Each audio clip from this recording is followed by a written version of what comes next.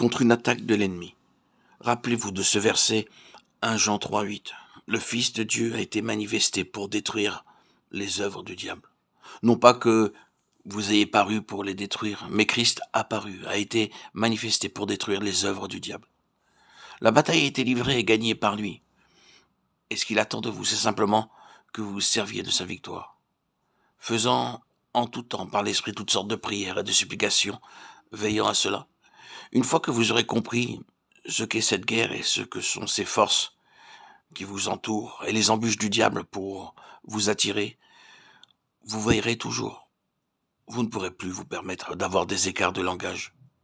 De nos jours, le diable est en train de prendre des phrases sorties de la bouche des enfants de Dieu pour s'en servir.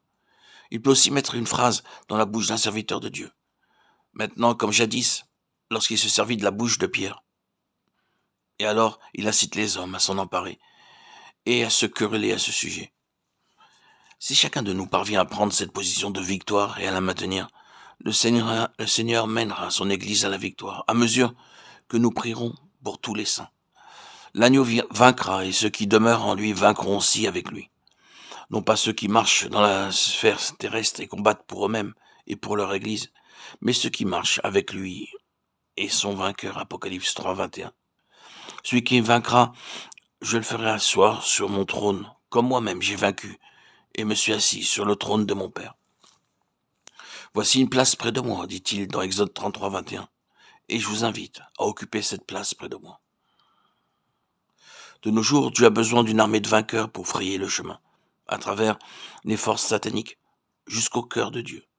Et à mesure qu'elles avancent, elles frayent le chemin à d'autres qui les suivront. Voulons-nous être de ces vainqueurs qui cherchent ainsi à frayer le chemin expérimentalement pour arriver à cette place avec Christ en Dieu, où ils sont déjà de fait? Le but du diable est de nous retenir dans la sphère terrestre, essayant d'occuper nos pensées des effets visibles, au lieu de nous occuper des causes invisibles. Il nous pousse à essayer par nos propres forces de mettre de l'ordre dans les choses de ce monde et dans l'Église endormie, aveuglée par Satan. Au lieu de comprendre que dans la guerre spirituelle, le vrai moyen d'action, c'est l'union avec Christ, bien au-dessus de tout, pour maintenir là sa victoire, jusqu'à ce que nous voyons délivrer les âmes. Si nous savions faire cela pour les églises, si nous savions frayer le chemin par l'Esprit jusqu'au lieu céleste, et nous maintenir dans cette place de victoire, et voir le Seigneur libérer les âmes, quel changement, quel progrès nous verrions se réaliser rapidement. Le Seigneur ressuscité vous appelle à partager son trône.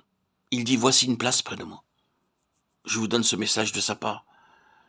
Puisse-t-il pénétrer dans votre cœur? Voulez-vous l'écouter? Quittez votre demeure terrestre. Si l'on vous chasse de vos églises, il y a une place auprès de lui. Si vos amis vous rejettent, il y a une place auprès de lui. Asseyez-vous là, avec lui. Voilà ce dont nous avons besoin aujourd'hui. Une place auprès de lui. Voici une place près de moi. Je lui donnerai de s'asseoir avec moi sur mon trône. Apocalypse 3, 21. Ils combattront contre l'agneau et l'agneau les vaincra. Et ceux qui sont avec lui vaincront. Apocalypse 17, 4. Mais ils sont appelés élus, fidèles. Tout dépend donc si vous êtes fidèle. Il faut être fidèle. Ce n'est pas le succès qui nous demande, mais c'est d'être fidèle. Vous n'êtes pas appelé à réussir. Le livre de l'Apocalypse est un livre de guerre. Partout, nous y voyons la guerre. La guerre contre les deux témoins qui, en apparence, furent vaincus et dont les corps furent laissés dans les rues de la cité pendant 3 jours et demi, alors que tous les habitants de la terre se réjouissaient parce qu'ils pensaient être débarrassés d'eux. Cependant, l'heure vint où les deux témoins montèrent au ciel à la vue de leur ennemi. C'est la guerre. Guerre contre l'agneau, guerre contre l'Église. Lisez, vous comprendrez le secret de la victoire. Si vous, enfants de Dieu, êtes prêts à frayer le chemin jusqu'à la lumière céleste, Dieu descendra parmi nous avec puissance. Que Dieu le fasse. Que le Seigneur nous conduise à la victoire. Amen.